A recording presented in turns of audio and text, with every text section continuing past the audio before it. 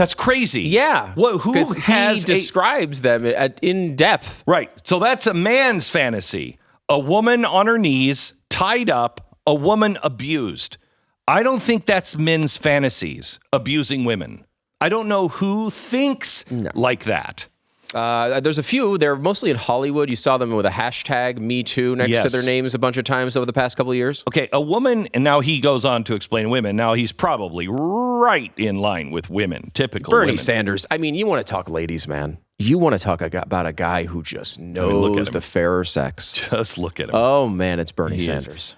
So he says a woman enjoys sexual relations with her man as she fantasizes being raped by 3 men simultaneously. Yeah. I know my wife is always, she's like, man, if we just had 2 more guys that were taking me forcefully.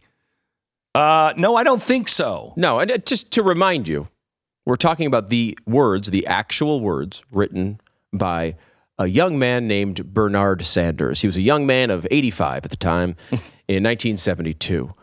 This is a guy who is running for president. He's probably the front runner right now in the Democratic Party. He is, by most polling, one of the most popular politicians in America. And he believes this, at least in 1972, he believed that this was the fantasy of men and women. I mean, this is a guy who, this is why progressives believe there's a rape culture. Because people like this are saying, look, we know what all guys are like. No, Bernie, guys and women, they're not like this. And Bernie Sanders seems to be thinking there's a rape culture, and if there were, women would be excited about it. I mean, yes. This is their fantasy. They're thrilled about the possibility of this happening to them. Can you imagine? I mean, who can understand the rape victim? Bernie Sanders? Bernie, have you changed your mind about this? And what made you change your mind? Did that change your ways at all? Did that change your actions? What happened to you? This is so terrifying that he believes the typical fantasy is this. Mm-hmm. Even if he says, no, that's not my fantasy, he's projecting that fantasy on the average male.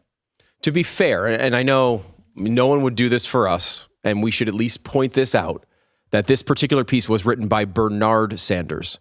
We are not entirely sure if Bernard Sanders and Bernie Sanders, I mean, maybe it's an alter ego, a really clever pen name, but Bernard Sanders wrote this in 1972. And so if you see Bernard Sanders' name on a ballot, you may want to pause and think about this op-ed a little bit. So he talks about, women being tied up and women being abused, women being raped. That's everybody's fantasy.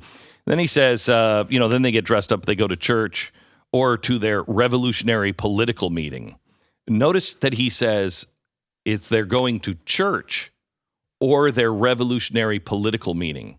Meaning, to me at least, that's the church for the left. Have you ever looked at the Stag, Man, Hero, Tough magazines on the shelf of your local bookstore? No, Bernie, I've never even heard of those magazines.